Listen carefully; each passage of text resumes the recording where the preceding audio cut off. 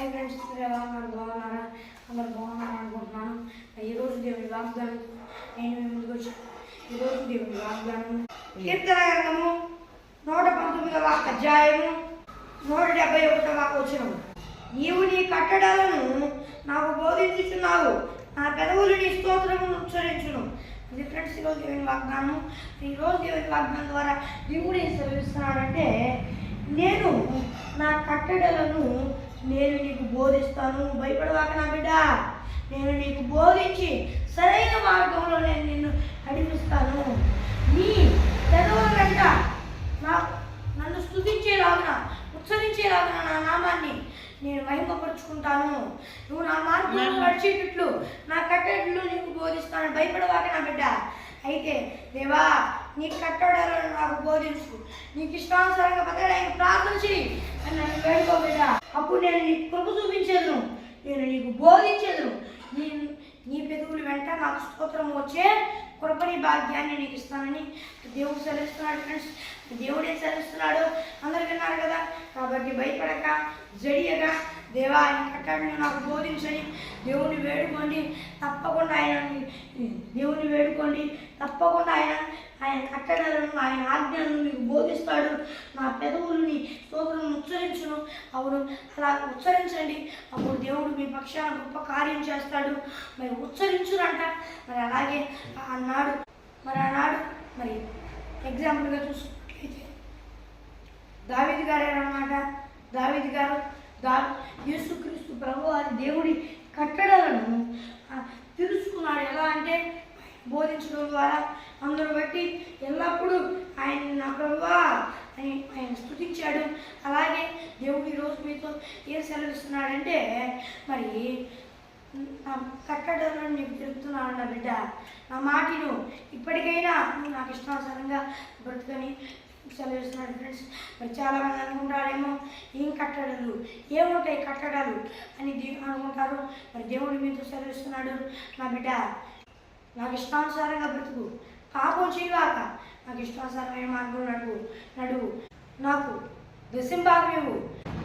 విషయంలో కాక ప్రార్థన విషయంలో, ముఖ్యంగా అతి ముఖ్యంగా ప్రార్థన విషయంలో నాకు దశంభాగం ఇవ్వు. నేను నీకు కృప చూపించేదను, నేను నీకు సాయం చేస్తానని మరి దేవుడు సెలవిస్తున్నాడు. ఫ్రెండ్స్, అలాగే మరి దేవుడు ఇంకేం సెలవిస్తున్నాడంటే, నీతి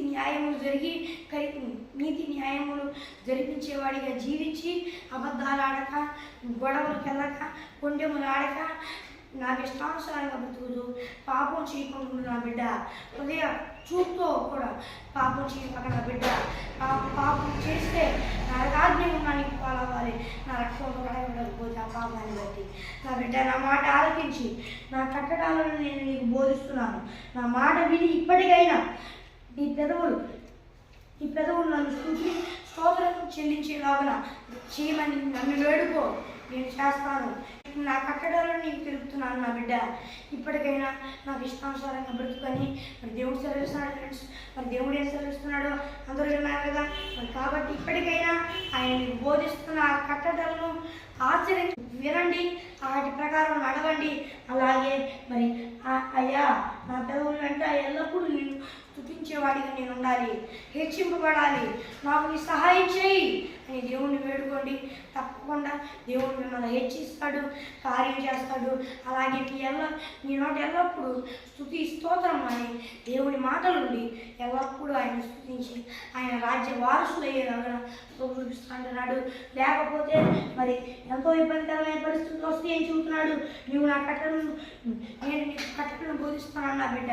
నా మాటను వినకపోతే ఎంతో ఇబ్బందికరమైన పరిస్థితులు వస్తాయని దేవుడు సెలవిస్తున్నాడు. ఫ్రెండ్స్, మరి ఇప్పటికైనా దేవుడి మాట నండి. దేవుడే చెప్తున్నాడు, అందరూ విన్నారు కదా. కాబట్టి ఇప్పటికైనా ఆయన మాట విని ఆయనకి ఇష్టానుసారంగా బ్రతకండి. ఆయన ఇచ్చిన ఆజ్ఞలు, ఆయన కట్టడాలను ఆయన బోధిస్తున్నాడంట, వాటిని వినండి.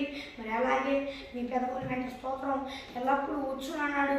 అలాగే చెప్పేది ఏంటంటే, దేవుడు ఈరోజు వాక్యం ద్వారా నా బిడ్డ ఎల్లప్పుడూ కీర్తన నీ నోట స్తుతి ఉండేలాగా, స్తోత్రం ఉండేలాగున నాకు ఇష్టానుసారంగా నువ్వు బతికేలాగున నాకు ప్రార్థించు. నేను తప్పకుండా నీకు చూపిస్తానని మరి దేవుడు సెలవిస్తున్నాడు ఫ్రెండ్స్. మరి ఇది ఫ్రెండ్స్ దేవుని వాగ్దానం. మరి భయపడవాకండి, జడియవాకండి, చుట్టూ ఎలాంటి పరిస్థితులు ఉన్నా భయపడవాకండి. అయితే ఆయన కట్టడాలంట మీరు బోధిస్తున్నాడంట, మీరు ఎనకపోతే ఎంతో ఇబ్బందులు పాలవలసిన పరిస్థితులు వస్తే మీరు ఏనండి ఆయన నాకు అంగీకరించి మరి నీతి న్యాయములను అనుసరించి నడిచి మరి మీరు ఎల్లప్పుడూ స్తుతిస్తూ అయ్యా ఆయన ఎల్లప్పుడూ ఉండాలని దేవుని వేడుకుండి తప్పకుండా ఆయన కొరకు చూపిస్తాడు. మీ జీవితాల్లో అద్భుతాలు చేస్తాడు. మరి ఫ్రెండ్స్ ఈరోజు దేవుని వాగ్దానం మరి చిన్న ప్రార్థన చేసుకున్నాం. పరలోకమైన దేవా ఈ బిడ్డలతో సూటిగా మాట్లాడినందుకు స్తోత్రాలు. ఇప్పటికైనా నీ బిడ్డలు అవును మా ప్రభు నీ మాట చెప్పాడు, నేను ఇక్కడ నుండి అయినా ఆయన నాకు బోధించినట్లుగా ఇంకా ఆయన ఇలాంటి బిడ్డలు అనుకోని దేవా ఎల్లప్పుడూ నేను స్థుతిస్తూ ఇలా ఎల్లప్పుడూ ఉండాలని ఆశపడిన వ్యవసాయం చేయ దేవా నాయన నువ్వు మాట్లాడే సూటిగా నీకు స్తోత్రాలు తండ్రి. ఈ వాగ్దానం చూస్తున్న వారందరూ ఈ ఉపయోగం వారందరూ నేను నమ్ముకొని వారు ప్రచారం బాప్తిసం తీసుకొని రక్షణ పొందుకొని ఆత్మను పొందుకోవాలయ్యా. అయినను మరలా దారి తప్పితే మరలా మనసు పశ్చాత్తాపం పొందుకొని దేవా యేసయ్య రక్షింపబడి దేవా నాయన జ్ఞాపకం పొందుకొని గొప్పగా నీకు ఇష్టానుసారంగా వస్తానయ్యా. చేస్తున్నాము మరి ఫ్రెండ్స్ ఈరోజు ఏడు వాగ్దానము మీ ప్రార్థన అవసరం కలుగుతుంది. 9 6 3 6 9 కాల్ చేయండి. మరి ఒకసారి ఇంగ్లీష్లో చెప్తాను. +9163059600 అనే నెంబర్కి కాల్ చేయండి. మరియు దేవుని వాగ్దానంతో మళ్ళీ కలుద్దాం. మరి +91 అనేది దేశం కోడ్.